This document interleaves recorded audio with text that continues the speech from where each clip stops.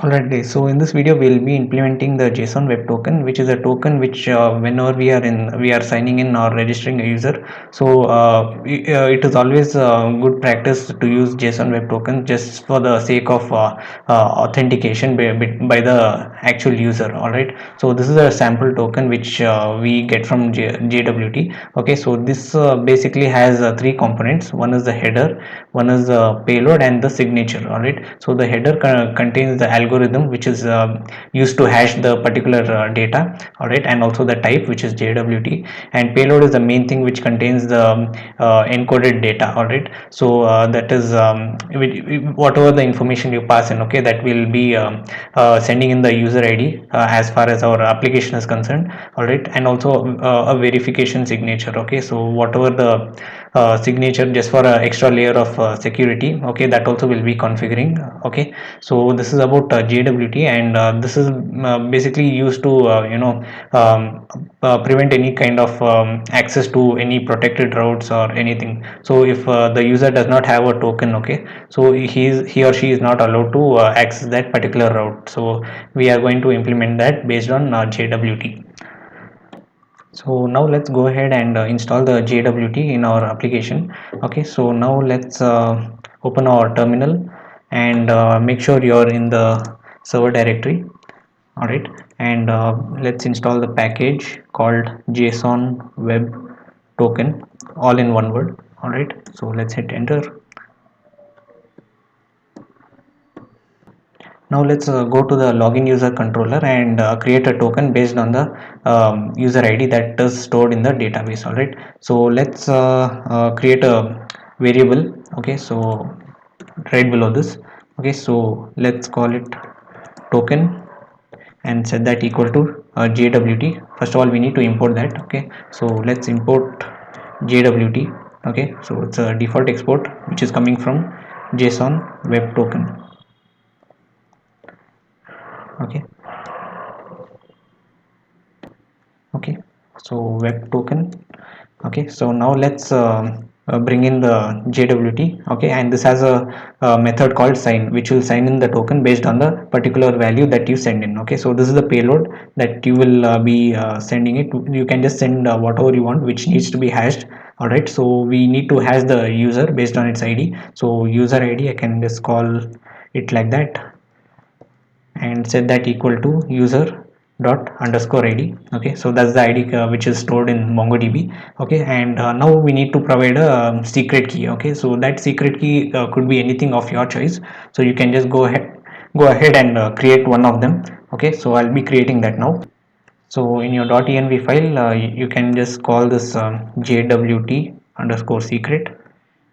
Okay, and you can just set this to any value. Okay, so this will actually match the one which is which is decoding it. Okay, so based on this value it will create a layer of security, and if this doesn't match, that means that we are trying to access it without any authentication like that. So we can just set this to any value. Let's say a b c 1 2 3 def 456, something like that. All right, so let's save that, and now let's bring that value from our .env file. So process .env .jwt underscore secret, like that. And also we need to provide an object such that we can when do we want this token to expire. Okay, so we can set the property called expires in. Okay, so you can just set this to 1 or 2 days. Okay, so that we can have some kind of security, but just for development purposes I'm going to set this to 30 days. Okay, so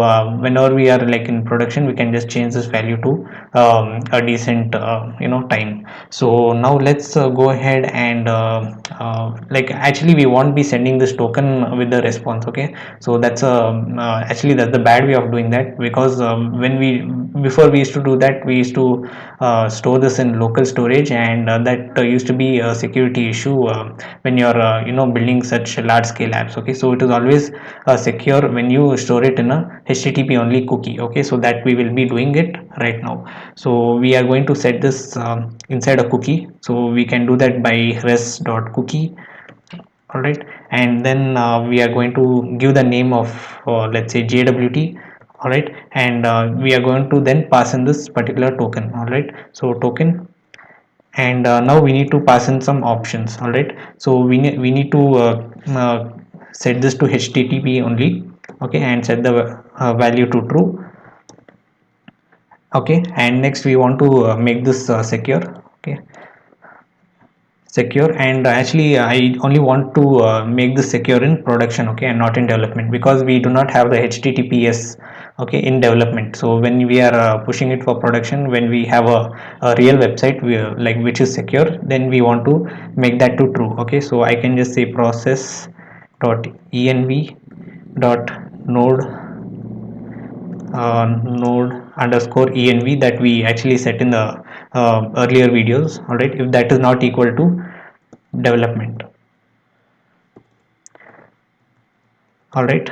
So that's done. So process.env, okay. And the next value which we are going to provide is to prevent any kind of cross-site scripting attacks. So we are going to mention a property called same site and set this to strict, okay, in order to prevent any cross-site scripting attacks. And we want to expire this token within a particular value, okay. So that is that also I'm going to set for 30 days, okay. So this value is in milliseconds, okay. So I'm going to convert that to 30 days. So we can do that by 30 into 24 hours into 60 minutes into 60 seconds into 1000 milliseconds, okay. So this value is in milliseconds, so I can just say 30 days, okay.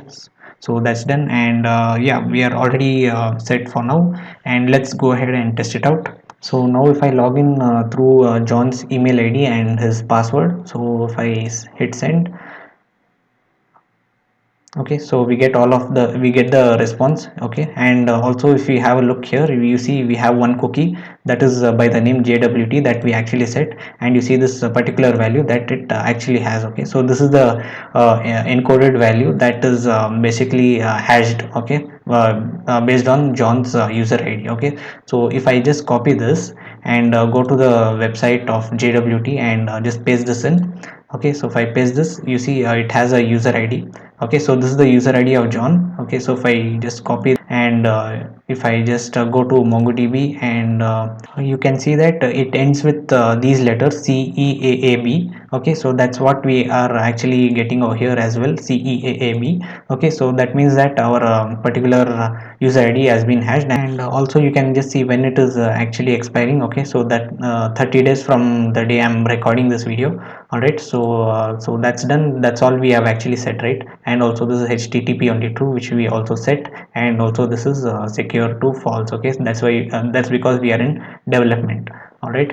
So now let's put this in a separate function, okay, or in a separate file, so that we do not have to write this everywhere whenever we are logging in or registering a user, okay. So we can just create a function over there. So let's go to our server directory and create a folder called utils, short for utilities. And let's create a file for let's call it generate token, okay, .js. And let's first of all bring those things, okay. So that is this token and this thing, okay. So I'm just going to cut that, and yeah, let's go over here and let's paste that in. So I'll just put this in a function called generate token, const generate, okay.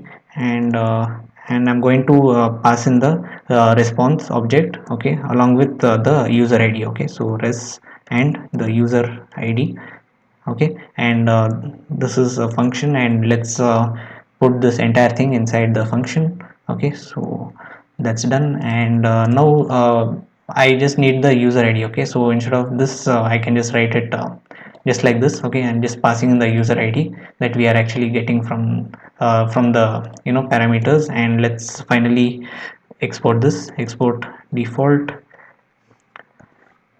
generate token, okay. So that's done. And now let's go to user controller, okay. First of all we need to import JWT, okay. So import JWT from uh, JSON web token. All right. So since we need this function over here, we have to import that, and also the response. Okay, since we are setting the cookie over here. Okay, so now let's import over here. We don't need this anymore, so import generate token. All right, so that's done, and now let's finally call it over here. Okay, and just send in the response and the user ID. Okay, user dot underscore id. Okay, so let's test it if it's all working the same. Okay, so let's send this again. Okay, yeah, it works the same. Okay, still the same. Okay, so if I just test that out once again. Okay, so still we are getting the same value. All right, so that's done. So in the next video, we will be preparing an auth middleware such that we are restricted only to the routes we are actually used for, not even though we are not logged in, and we want to protect such routes, like let's say payment route. So we are not supposed to go to slash payments unless we are logged in and we have some products in our cart. Okay, so we will be handling all of that in the next video.